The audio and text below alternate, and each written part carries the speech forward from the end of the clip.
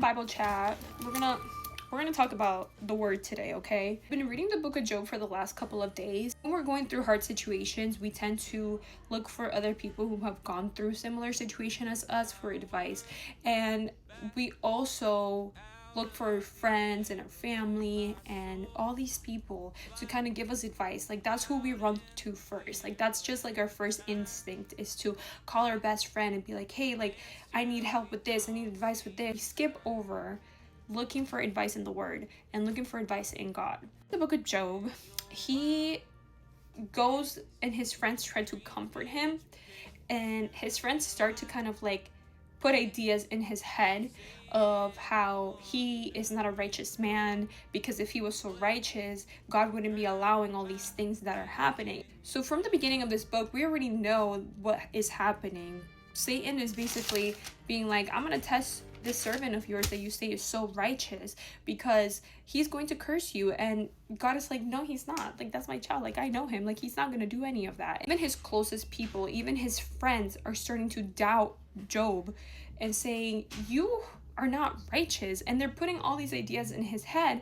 Something that's very important to understand is the wisdom that God has in every situation that we go through is never going to be a wisdom that you're going to get from any friend, your mom, any family member. You're going to get the wisdom that God has in your situation, in your life, from anybody else other than him.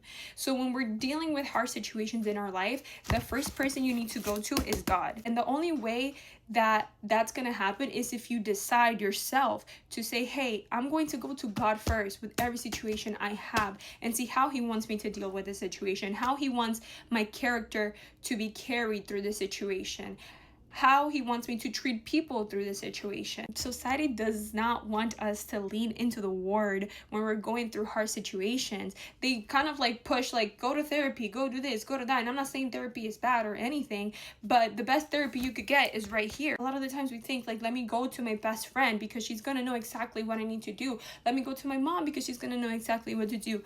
Guys, the devil is a liar. The devil is a liar, and he will use the people closest to you to get in your head and make you do wrong decisions and make you think the wrong things and make you act outside of the character that God wants you to act in. Whenever you are going through a hard situation, it is so important to just lean into God, because at the end of the day, God already has seen the situation play out. You need to go into it with such a humble and praying heart, and humble enough to be like, I don't know what I'm doing in this situation. I don't know how to handle the situation. So God, please help me get through the situation. Help me, speak to me through your word. He will speak through you through worship songs. He will speak to you through devotionals. He will even speak to